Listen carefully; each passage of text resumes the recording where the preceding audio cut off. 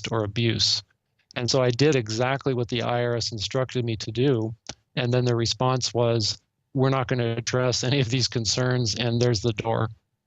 Wow. Now, it's been a long time since we first met in the late 90s when I was there covering Operation Urban Warrior, a big military takeover drill, and happened to also get in touch with you because you'd been on the cover of was it Annie Shyster, or was it... It was Media Bypass. Media Bypass, that's right.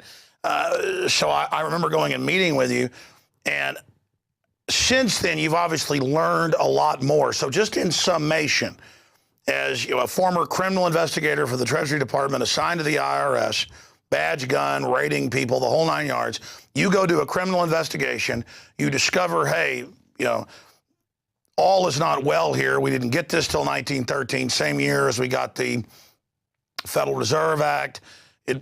It wasn't used on most Americans till the 50s, as you know. So how do we build a country without this? And why was it unconstitutional before, but now it's supposedly okay? I think I'm answering my question for me. I actually want your answer about now, with all your knowledge, the CPA knowledge, the criminal investigator knowledge, trying to ferret this out. Exactly how does the IRS get away with this? How does it tie into the Federal Reserve? Now they're announcing carbon taxes when you fly on an airplane that are paid to private consortiums. We see this model expanding in Europe. They have Goldman Sachs controlled presidents and prime ministers in multiple countries. They raise the taxes and now pay the money directly to the banks. So now I see things getting even more extreme, not just a quasi, federal / private Federal Reserve and pay your taxes into the Treasury and then it goes to the Federal Reserve and it's all these swaps and things. Now it's becoming 100% transparent, and The Economist magazine brags, hey, Goldman Sachs conquered Europe. I mean, it's the same thing here. How transparent will it have to get? I mean, that's another question until the servants of this system realize this is illegitimate. So let's go back and tackle that, statement / question there. In summation, what is the IRS? What's its relationship?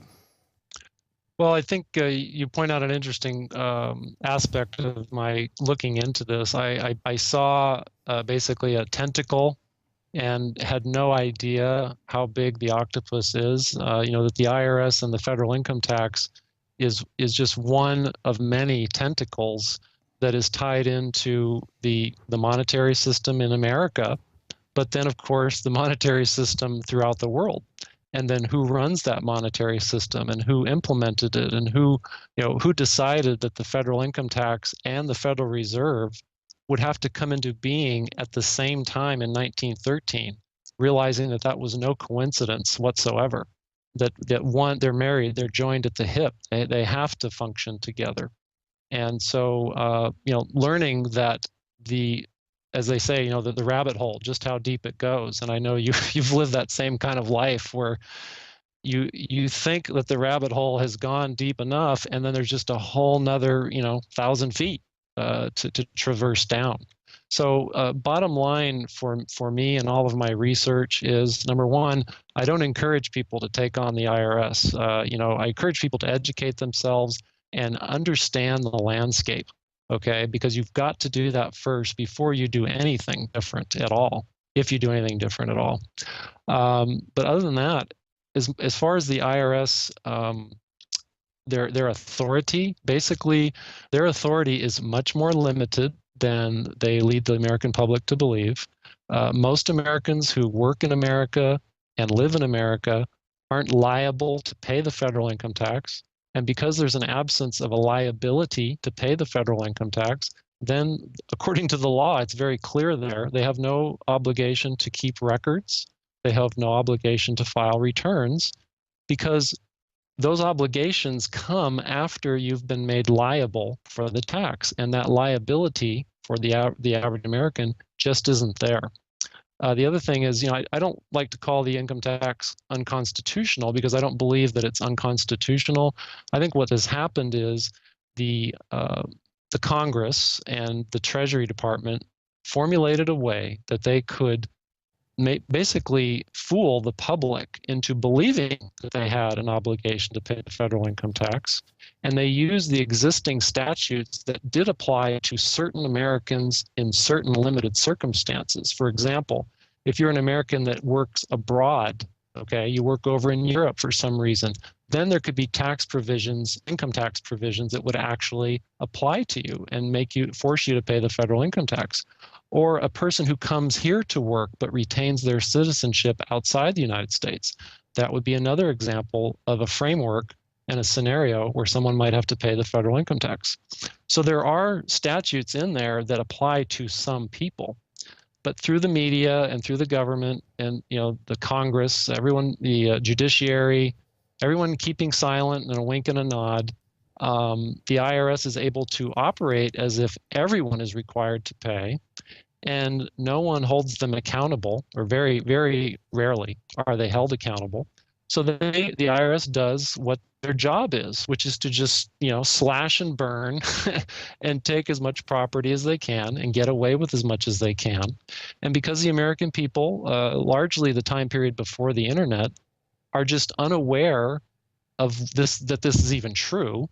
And then even if they find out it's true, well, then of course they're called kooks and, knuckle dragging mountain dwellers and militia members and racists. And there's all this little program that's ready for you if the veil is lifted off and you actually understand the truth. So the depth of the conspiracy, shall we say, or the depth of the this mechanism is huge. It's gargantuan. And I would encourage people, try to get an idea of just how big this monster is before you go jousting with it.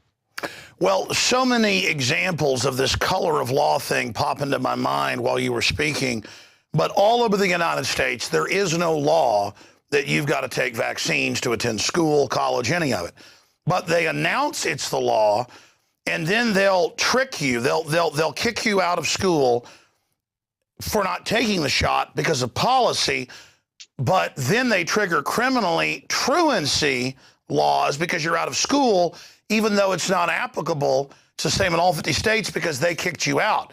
But even if you were able to get to a jury trial, because it's family court and there aren't juries in most cases, still it's so complex that people don't understand it. The police arresting truants, even though they were kicked out by the school for not taking shots, they don't even understand it.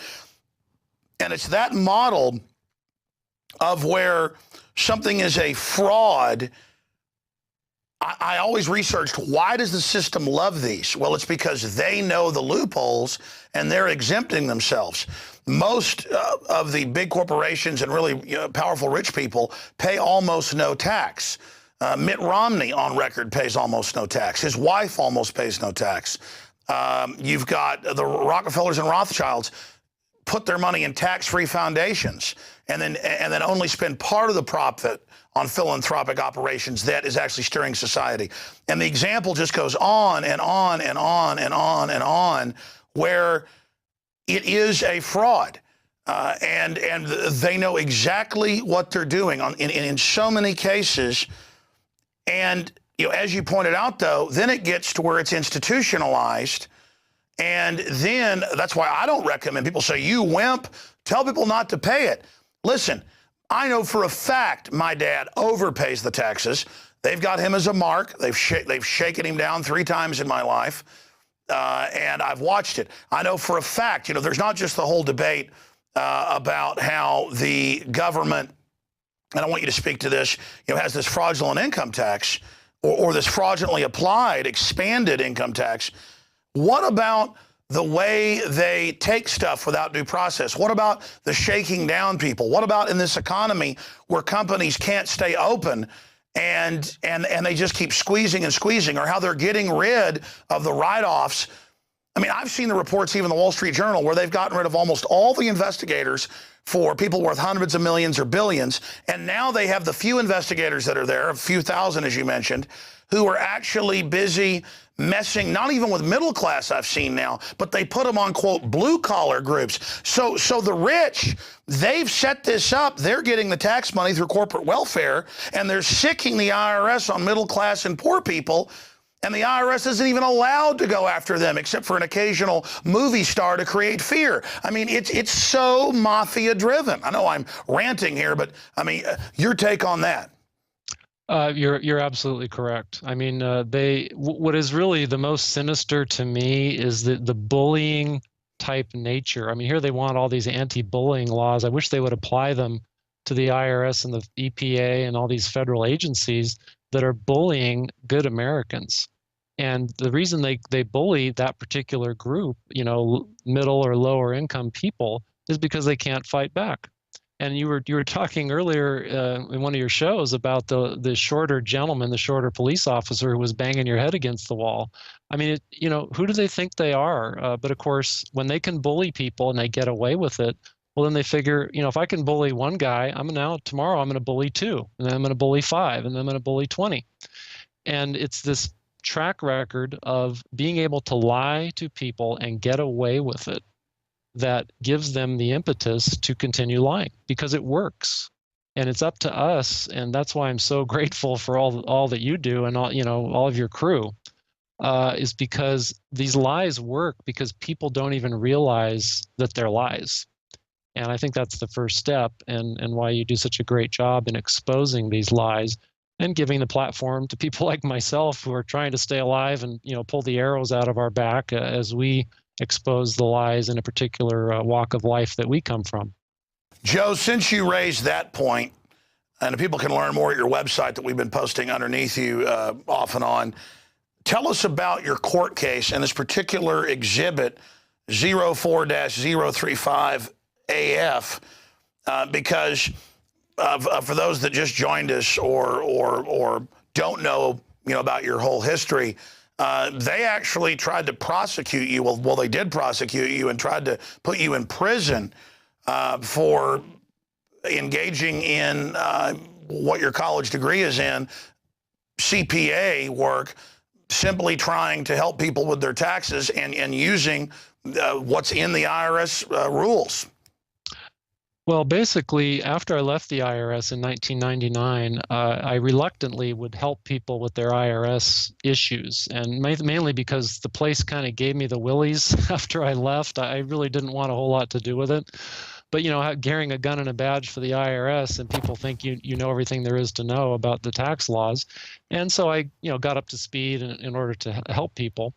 But this particular client, in this case I was prosecuted for, he had already paid income taxes for 3 particular years, and he wanted to ask for his money back.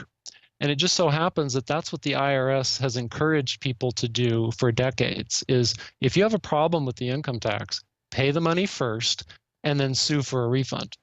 Well, that's exactly what he wanted to do, and that is exactly what this client asked me to help him with, was to know what the IRS rule book said and apply those rules exactly to his request for a refund. And that's how I got involved with this client. And of course, I mean, as was found out in my trial, I'm a very meticulous, I'm an accountant, you know, I dot my I's and cross my T's. And so we followed the IRS rule book to the letter in order to seek a refund of previously paid income taxes. And it was that process, that request, that became the foundation for the allegations against me. The government, the IRS, accused me of conspiring to defraud the United States of America by asking for the money back and by preparing 3 false amended tax returns for this client. And so those were the allegations. And of course, thankfully, we still have some rights left. And I had a right to a jury trial. As you pointed out,